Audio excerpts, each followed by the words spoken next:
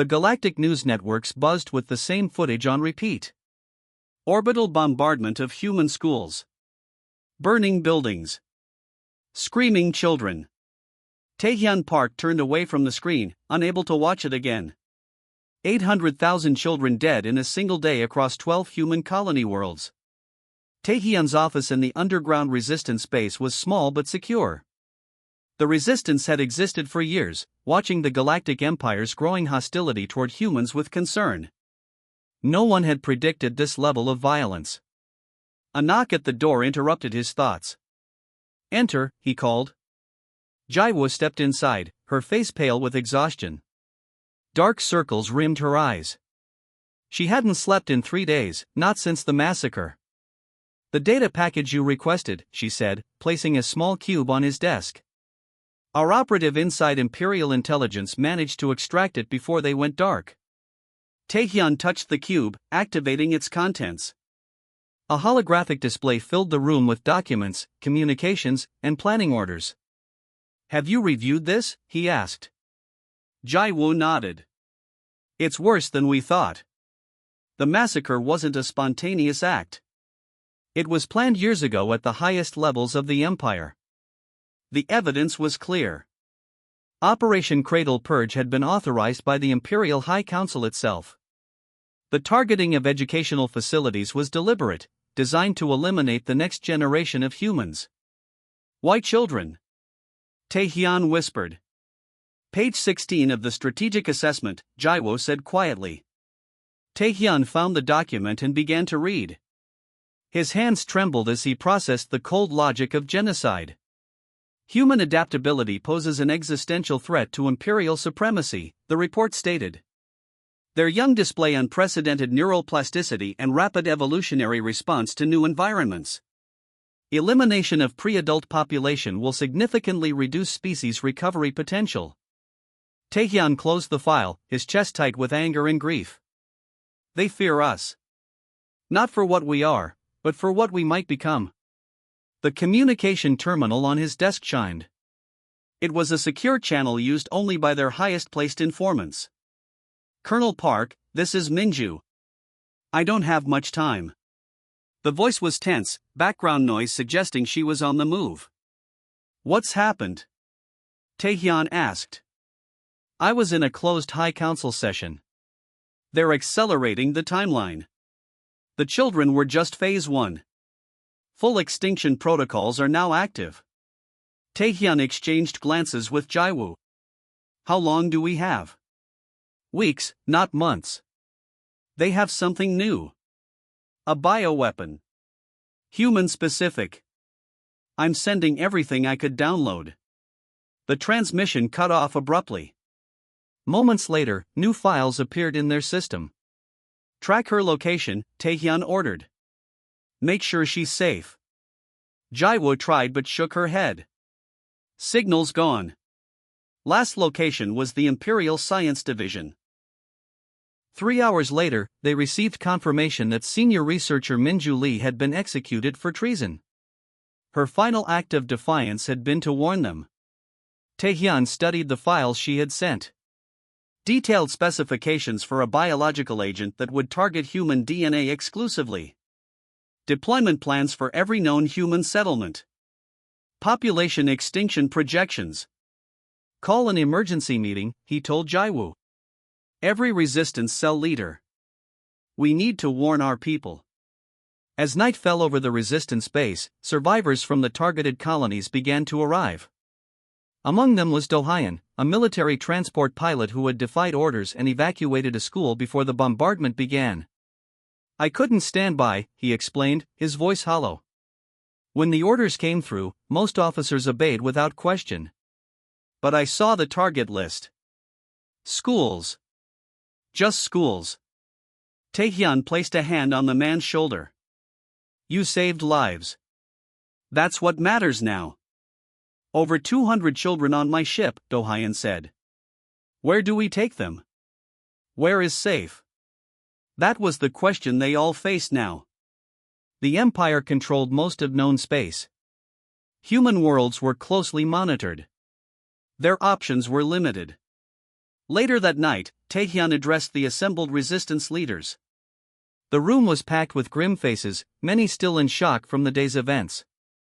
Today, we learned the truth. This was not an isolated incident. It was the beginning of a planned extinction. He paused to let that sink in. The Empire fears what humanity might become. They're afraid of our potential. He activated the display, showing the evidence they had gathered. We have days, perhaps weeks, before the next phase begins. A biological weapon designed to kill only humans. We need to warn everyone. We need to get our people to safety. The resistance had prepared for oppression, for conflict. Not for the end of their species. Where do we go? Someone asked. Taehyun brought up a star chart showing the unexplored regions beyond Imperial space. We run. We warn everyone. And then we find a way to survive. Because if humanity dies, it won't be quietly. It won't be on our knees. And it won't be without making the Empire regret what they've done. The room fell silent. Then, one by one, they began to plan humanity's escape. The emergency council chamber buzzed with tense voices as Dr. Hyunbin stood at the center. Once a respected scientist for the Galactic Empire, he now wore simple clothes that hung loosely on his thin frame. His escape from the Imperial Science Division had cost him everything except the data cube he clutched in his hand. "Show us what you brought," Taehyun said, gesturing to the projection system. Hyunbin inserted the cube. The air filled with molecular diagrams and test results. This is Project Cleanse. A biological agent designed to attack human DNA only. It targets sequences unique to our species. Jae-woo leaned forward. How far along is it? Final testing phase. The massacre of the children was partly to collect data on human genetic response. Hyunbin's voice shook. When I learned what my research was truly for, I had to leave. How will they deploy it? Someone asked. Water systems. Atmospheric release. They've engineered it to spread from human to human. Hyunbin pulled up new images. Notice the timestamps. These orders were signed 5 years ago. The Empire has been planning our extinction for years while pretending to accept us as citizens. Sunwoo, the resistance communications expert, had been silent until now. We need to warn everyone. Not just resistance cells, but every human settlement. The Empire controls all official channels, Jae-woo pointed out. Sunwoo smiled grimly. Not all channels. Years ago, we placed dormant transmitters in the old emergency network. The Empire thinks it's abandoned, but we can activate it. Taehyun nodded. Do it. Start the broadcast immediately. In the communications center, Sunwoo worked quickly, bringing ancient systems online. These emergency channels had been built during the early days of human space expansion, before the Empire absorbed their worlds. Ready, he said finally. Taehyun stepped up to the transmitter. This is Colonel Taehyun Park of the Human Resistance. What you are about to hear is verified information. The massacre of our children was only the beginning. The Galactic Empire has developed a biological weapon designed to exterminate all humans. This is not a drill or a conspiracy. We have proof from their own files. He continued, explaining the situation as clearly as possible. You must evacuate immediately. Gather essential supplies, medical equipment, and genetic samples. Avoid official transportation hubs. Use these coordinates for rally points where resistance ships will meet you. As the message broadcast across human space, responses began flooding in. Some were skeptical. Others panicked. But most understood the deadly seriousness of the warning. On the colony world of Horizon, Governor Minji stood on her balcony, watching the night sky. Imperial ships had just appeared in orbit, weeks earlier than their scheduled patrol. The timing confirmed everything in the warning message. She rushed to the government building, activating the colony's own emergency system. All citizens, this is Governor Minji. Begin emergency evacuation protocol immediately. This is not a drill. Proceed to the underground shelters and prepare for space transport. Her aide looked terrified. The Imperial representative is demanding to speak with you. Tell him I'm organizing a welcome reception, Minji said calmly. Then get your family and go to Shelter 6. Across human space, similar scenes played out. On the mining colony of Deep Rock, Shift Supervisor Juno led his workers not back to the surface but to the emergency vessels kept for mine collapses. On the agricultural world of Harvest, farmers loaded seed banks and livestock embryos onto transport ships disguised as fertilizer haulers. Back at the Resistance base, reports flooded in from their network of spies and informants. Imperial ships are moving to blockade positions around all major human worlds, Jaiwo reported. They know we've discovered their plan. Any word from our infiltrators in the bioweapon facilities? Taehyun asked. 3 managed to sabotage production lines before escaping. 2 were captured. The main facility is still operational. Dr. Hyunbin studied the latest intelligence. They're rushing deployment now. We forced their hand, but that makes them more dangerous. A young communications officer burst into the room. Message from the Ardini border. Their patrol ships just contacted a human freighter trying to escape the Meridian colony. Everyone tensed. The Ardini were known for their strict neutrality and had historically been unfriendly to humans crossing their territory. What happened? Taehyun asked, expecting the worst. They escorted the freighter to safety and sent us coordinates for a meeting. The officer sounded stunned. They say they want to help. Sunwoo checked the authentication codes. It's genuine. The Ardini are offering sanctuary. Taehyun stared at the map showing Imperial forces closing in on human worlds. They needed allies, even unexpected ones. Send word to all evacuation ships. New coordinates. We head for Ardini space. He turned to Jaiwoo. And prepare our defense ships. Many won't make it out before the blockade's complete. As the resistance mobilized, Taehyun looked at the images of Imperial dreadnoughts moving into position. The warning had gone out. The evacuations had begun. Now came the desperate flight for survival. The massive evacuation fleet grew larger each day. Ships of every kind joined together in the desperate journey toward Ardini space. Luxury passenger liners flew alongside mining vessels and agricultural freighters. Space stations had been stripped of modules that could sustain life and propel themselves across the void. Captain Do Hyun guided his patrol ship alongside a transport vessel struggling to maintain power. Through the viewports, he could see the frightened faces of families packed inside. Transport LX-927, this is Captain Do Hyun of Shadow Wing. Your engine's signature is failing. Prepare to transfer your passengers to our vessel. We're at triple capacity already, his first officer Minseo reminded him. Then we'll make room, Do Hyun replied simply. No one gets left behind. The transfer operation took precious hours they couldn't afford. Imperial pursuit ships had been detected at the edge of their sensor range.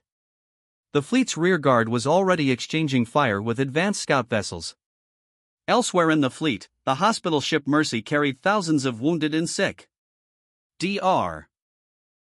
Ji Young moved quickly between patients, many of them children rescued from the initial attacks. Engine room reports were running low on fuel, a nurse told her. Ji Young looked up from the young boy whose burns she was treating. How long can we maintain life support? 3 days, maybe 4. Before she could respond, the ship's captain announced, all medical staff prepare for potential combat injuries. Imperial forces have engaged our rear guard. The main resistance command ship Defiance served as the fleet's coordination center. Taehyun and Jaiwo studied the tactical displays showing the positions of all vessels. We've lost contact with the farming colony on Verdant, Jaiwo reported. Their evacuation was only at 30% when Imperial forces arrived. Taehyun closed his eyes briefly, another tragedy to add to the growing list. What about the Meridian group? They've managed to join with the main fleet. But we have a new problem. Jaiwo brought up a star chart. Imperial forces are moving to cut us off from Ardini space. they must have intercepted our communications. Can we break through? Not with the civilian ships. They'd be massacred. The door slid open and Sunwoo rushed in. We've received another transmission from the Ardini. They're sending ships to meet us at these coordinates, inside Imperial territory. That's a major risk for them, Taehyun said, surprised. The Empire could consider it an act of war. There's more, Sunwoo continued. They're not coming alone. 2 other species are joining them, the Mrel and the Sorith. Jaiwoo looked shocked. The Sorith have been isolationists for decades.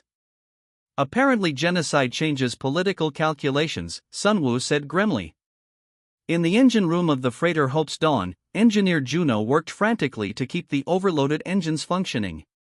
The ship had been designed to carry cargo, not the 2,000 refugees now crowded into every available space. Reroute power from Deck 3, he shouted to his assistant. We need to maintain shield strength. A violent shudder ran through the ship as something struck their rear deflectors. Imperial fighters had found them. Captain, we need to increase speed. Juno yelled into the comm. We're already pushing past safety limits, came the strained reply.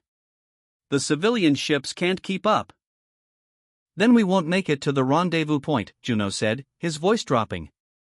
On the bridge of the Imperial Dreadnought Dominance, Admiral Orlan watched the human fleet with cold satisfaction. They're scattered and disorganized, his tactical officer reported. Our fighters are picking off the slower vessels. Excellent.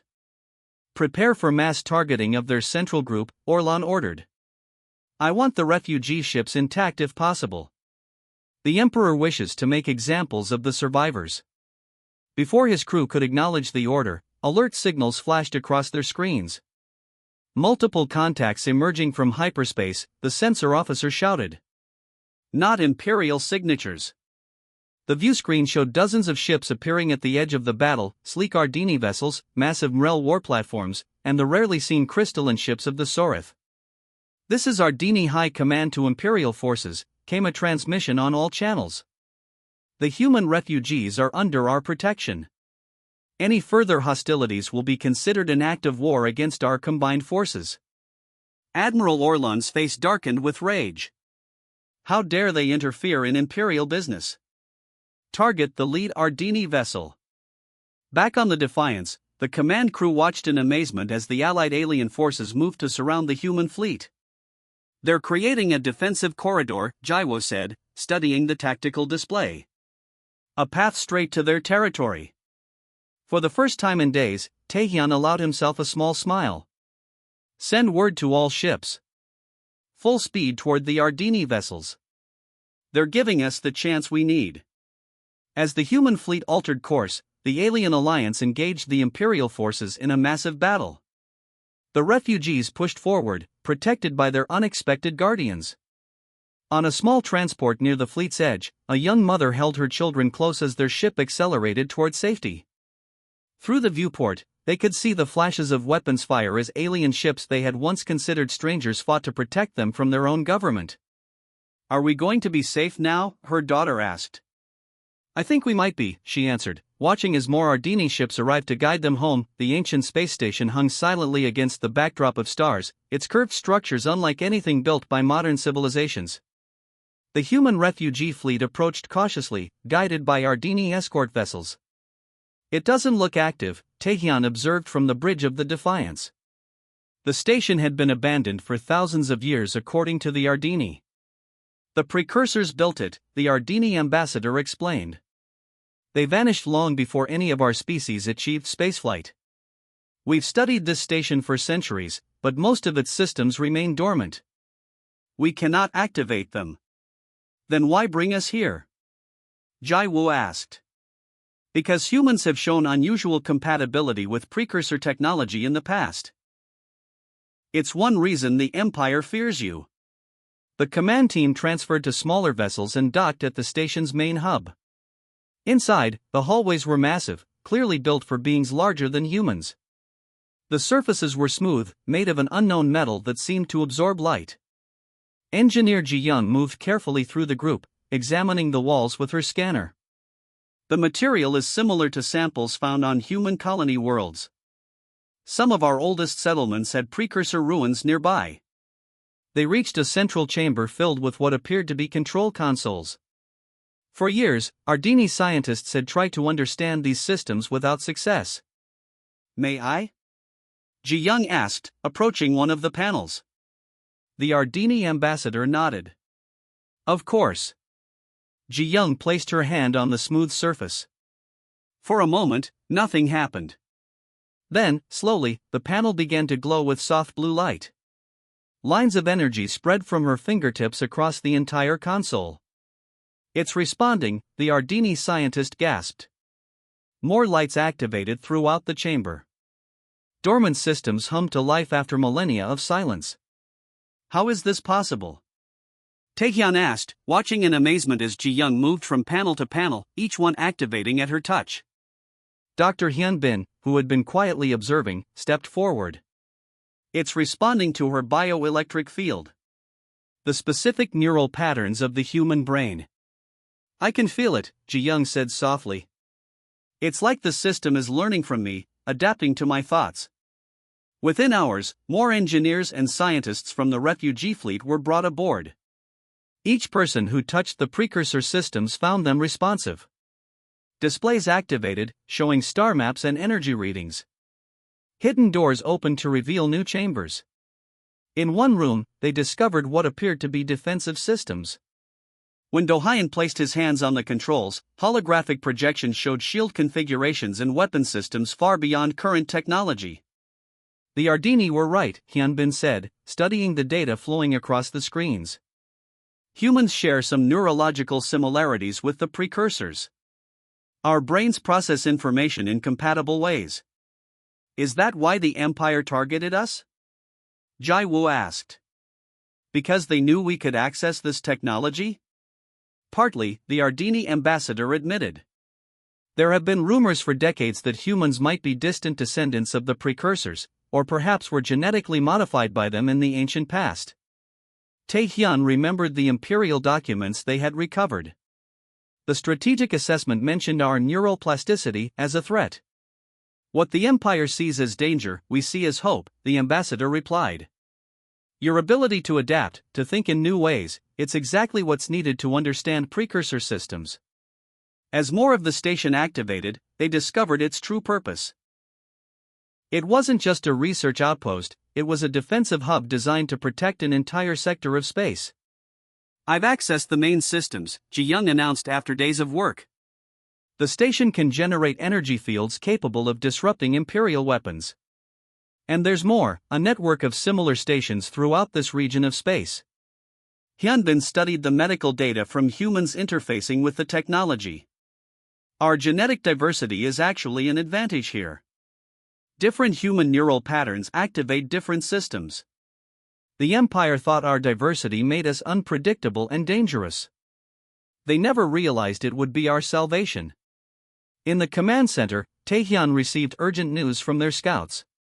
Imperial forces have discovered our location. A battle fleet is approaching, at least 20 dreadnoughts. How long do we have? Jai-woo asked. Less than 12 hours. The Ardini ambassador looked concerned. Our ships alone cannot stand against such a force. We won't be alone, Taehyun said with new confidence. He turned to Ji Young. How quickly can we bring the station's defenses online? She smiled, her hands moving across the ancient controls that now responded to her as if they had been built for her. They already are. And I've found something else, a way to extend the protective fields to cover our ships. Do-hyun had been studying the tactical systems. These weapons were designed to disable rather than destroy.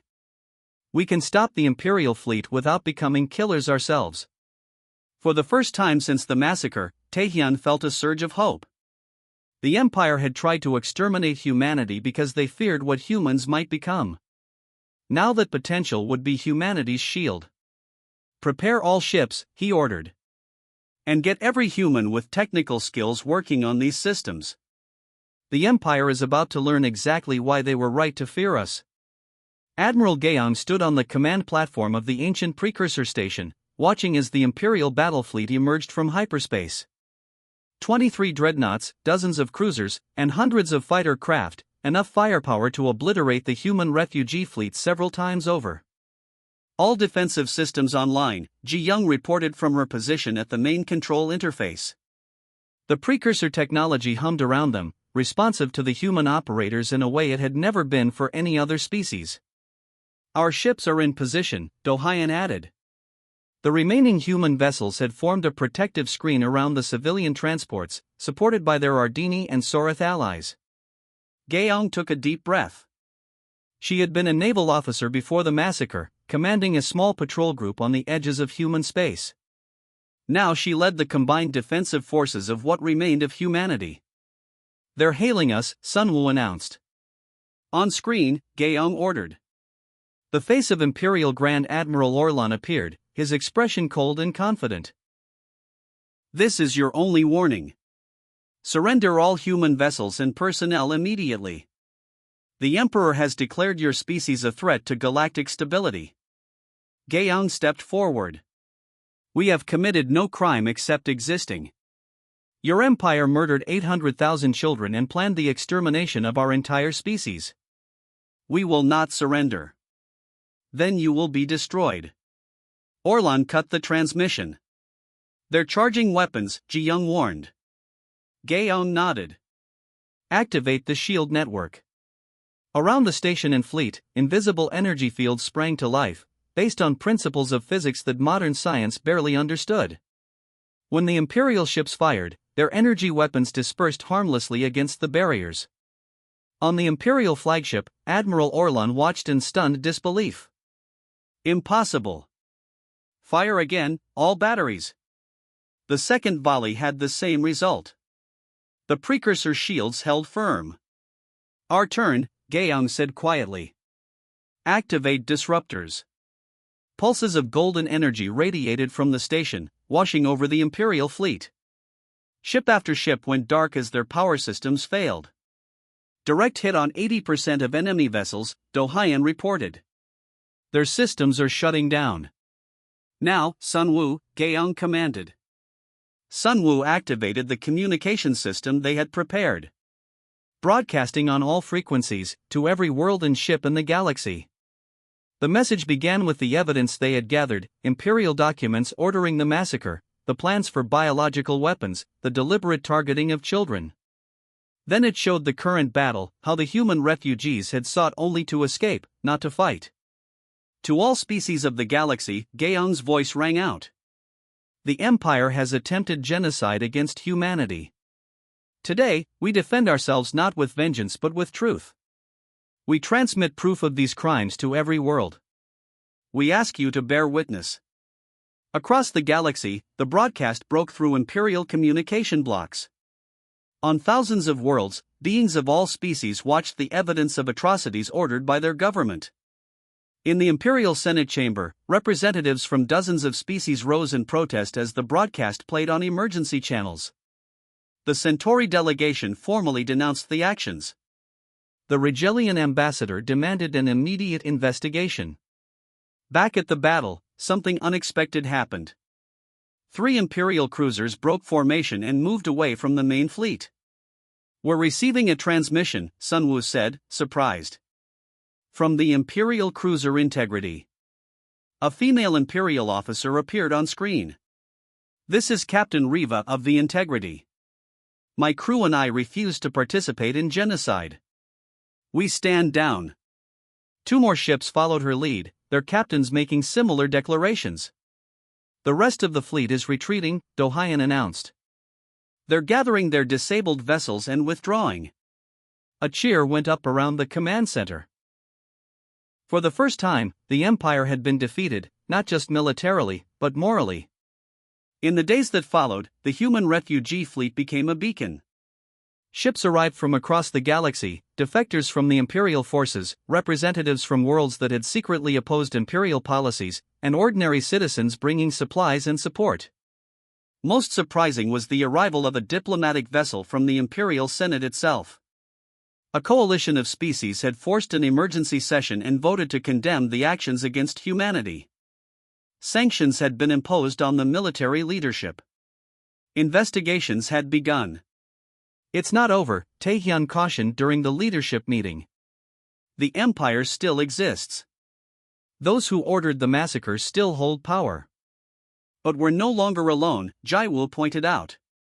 Look at how many have come to stand with us. Gaeon studied the reports coming in from across the galaxy. Protests on imperial worlds. Military units refusing orders.